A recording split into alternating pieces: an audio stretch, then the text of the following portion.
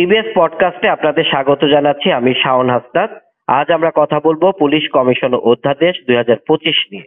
পুলিশকে রাজনৈতিক ও প্রশাসনিক প্রভাব মুক্ত করার নানা দাবি উপেক্ষা করেই পুলিশ কমিশন গঠন করতে যাচ্ছে সরকার। 4 ডিসেম্বর পুলিশ কমিশন অধ্যাদেশ 2025-এর খসড়ার অনুমোদন দিয়েছে উপদেষ্টা পরিষদ। পুলিশের সাবেক কর্মকর্তারা বলছেন যে খসড়াটি অনুমোদন হয়েছে তাতে স্বাধীন পুলিশ কমিশন হচ্ছে না, নামমাত্র ক্ষমতা দিয়ে অনেকটা নখদন্তহীন কমিশন করা হচ্ছে। তবে গণমাধ্যমকে আইন উপদেষ্টা বলেছেন, পুলিশ কমিশন নিয়ে প্রত্যাশার অনেক কিছুই পূরণ হয়েছে। এটি বাস্তবায়িত হলে নাগরিক ভোগান্তি কমবে, পুলিশের জবাবদিহিতা নিশ্চিত হবে এবং পুলিশের উপর রাজনৈতিক খবরদারি কমবে। আসলে কি তা হবে?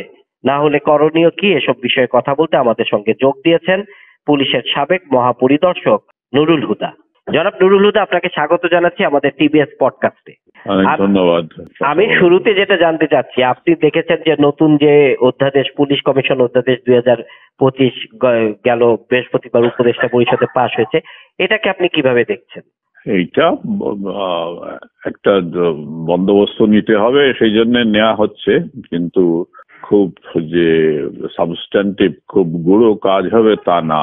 এই জন্যে যে কাজগুলো করলে পুলিশের সংস্কার বা পরিবর্তন, সদর্থক পরিবর্তন যেগুলো আসার কথা, সেগুলো টাচ করা হচ্ছে না।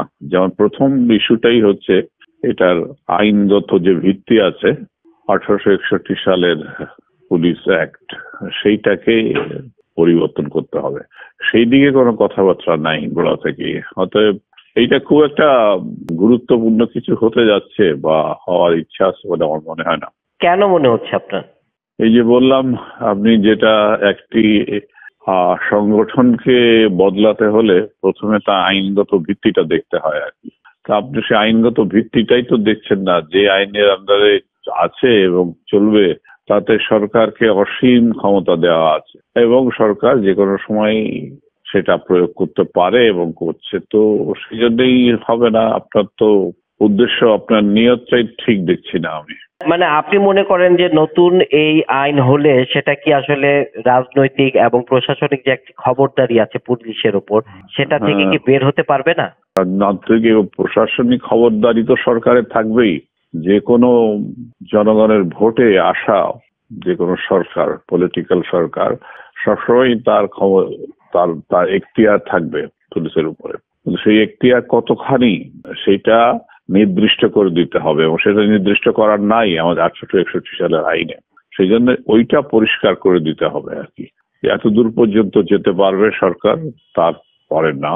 এবং সরকারি কর্মকর্তারা, যারা পুলিশ অফিসার যারা কাজ করে, তাদের আইনগত প্রোটেকশন, যেটা সুরক্ষা, সেটা থাকতে হবে। সেই যদি অন্যায় আদেশ না পালন করে তাহলে তার বিরুদ্ধে শাস্তিমূলক ব্যবস্থা নেওয়া যাবে না, বা নিলেও সরকার তার সুরক্ষা দেবে। এই জিনিসগুলো নাই।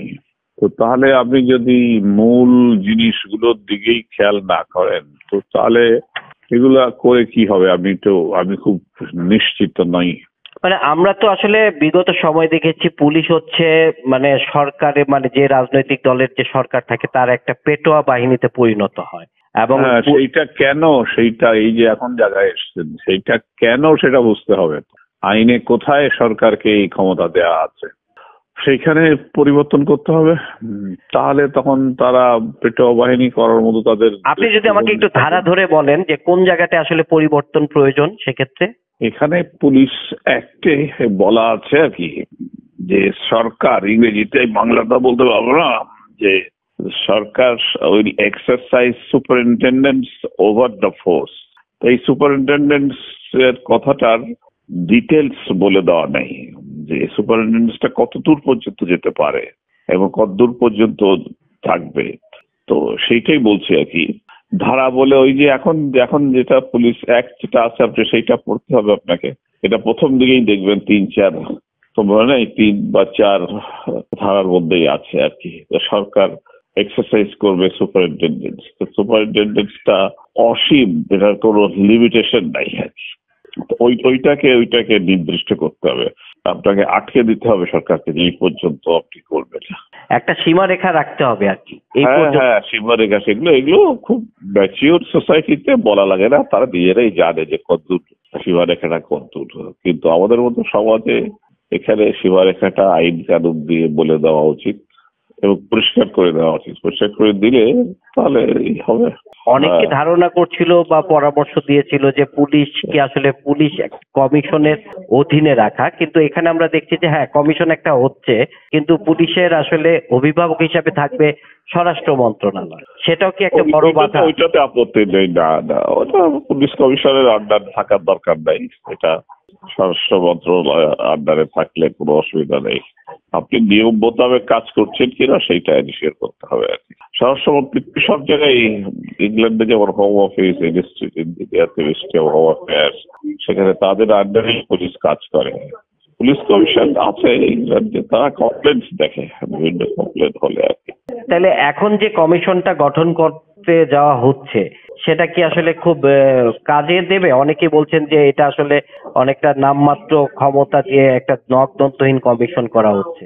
আপনি কি তার সাথে একমত? নখদন্তহীন কিনা সেটা তো যখন কাজ করতে শুরু করবে তখন বোঝা যাবে, তবে তার আগে গেস করতে চাই না। তবে এ দিয়ে খুব একটা কাজ হবে না, সেটাই মনে করি আমি। কাজ হবে না বলে আপনি মনে করছেন? সেক্ষেত্রে হ্যাঁ। আপনার পরামর্শ কি? মানে পুলিশকে যদি আমরা পরামর্শ হচ্ছে কি, ওই যে পরামর্শ যে যে প্রকৃত আপনার রিফর্ম করতে হলে যে জিনিসগুলো সমস্যার মূলে যেতে হবে, আপনি সমস্যার মূলে যান এবং অফিসারদের জিজ্ঞাসা করে, তারা বলবে যে সমস্যার মূল কি। এবং যেটা একটা খসড়া দেয়া হয়েছিল 2011 সালে, তো সেগুলো দেখতে 2011 না 7 বোধ হয়, 7-8 2011 পরিবর্তনের পরে। তো সেই মূল কাজগুলো করতে হবে। তো যে দেখতে হবে কন্ট্রোলটা কোথায়, নিয়ন্ত্রণ, ডিরেকশন, নির্দেশনা, কন্ট্রোল, ডিরেকশন, এইগুলো যদি আপনি আপনার ইফেক্টিভলি কার্যকরী ভাবে জনপ্রতিনিধিদের হাতে না থাকে এবং তারা তা চায়, তাহলে আপনি এটা রিফর্ম হবে না। ওই ব্যক্তিগত 2-4টা এদিক ওদিকের চটক দেওয়া কাজকর্ম হবে। কিন্তু আপনি তো পুলিশের আসলে সর্বোচ্চ পদে কাজ করেছেন, আপনার একটা দীর্ঘ অভিজ্ঞতা। তো আপনার মনে হয় কেন পুলিশ স্বাধীনভাবে কাজ করতে পারছে না? দুই দিকেই রাজনীতিবিদরা চান না এটা ঠিক পেশাগত ভাবে কাজ করুক, একটা পেশাগত দৃষ্টিভঙ্গি নিয়ে কাজ করুক।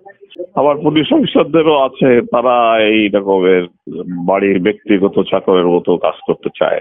তো এই দুই তরফেই দৃষ্টিভঙ্গির পরিবর্তন দরকার। এই জন্যই হয় না, আপনি মনেই করেন না যে আমি জনগণের সেবক।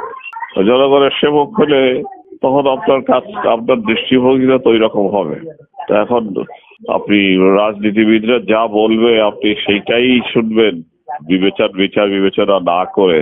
তো ওইখানেই হচ্ছে সমস্যাটা। আপনাকে এমন বন্দোবস্ত রাখতে হবে যাতে ন্যায় বিচার পায়।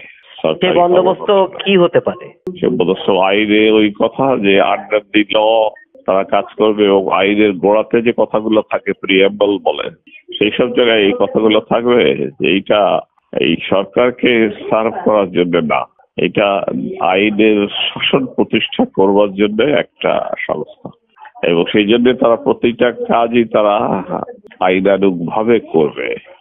এটাই মেন কথা। আপনি বলছেন যে নতুন পুলিশ কমিশন অধ্যাদেশ 2025-এ খুব একটা কাজ হবে না, কিন্তু আইন উপদেষ্টা তো খুব আশাবাদ।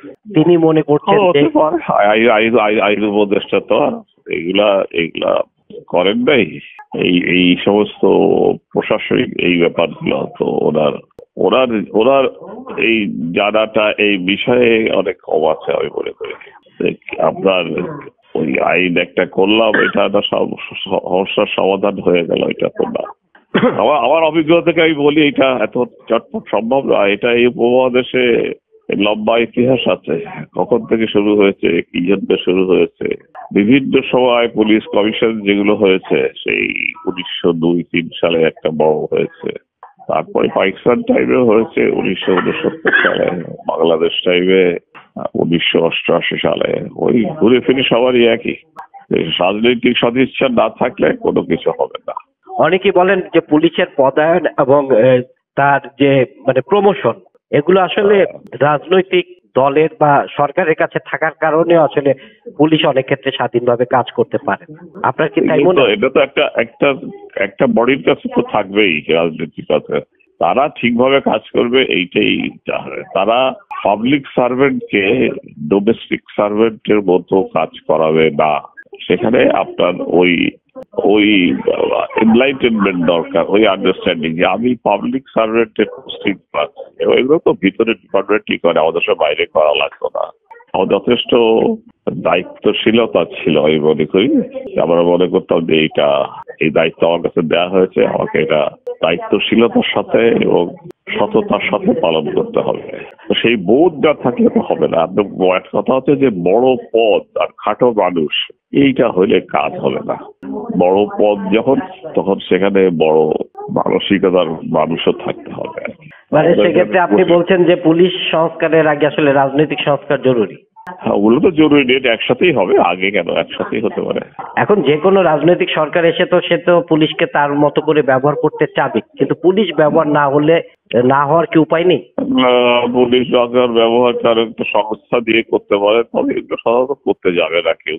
ঝামেলা চাকরি করতে আসে যারা, তারা তো স্বল্প সময়ের জন্য আসে এবং তার একটা স্বার্থ থাকে। তো সেই স্বার্থ যে কোনো এই ধরনের গোষ্ঠী পৃথিবীর যে কোনো জায়গায় তার স্বার্থ নিয়েই বেশি ব্যস্ত থাকবে। সেক্ষেত্রে আপনি সংস্কারের ব্যাপারে খুব বেশি আশা দেখছেন না? গোড়ার থেকে যেভাবে দেখছি, যেভাবে যাদের দিয়ে এটা তৈরি হয়েছে, তাদেরকে যে কাজ করতে দেওয়া হয়েছে, তাদের যে এখতিয়ার এদিক ওদিক সব যদি দেখা হয়, তা তো আশা জাগ্রত করে না। জি, আপনাকে অসংখ্য ধন্যবাদ আমাদেরকে সময় দেওয়ার জন্য।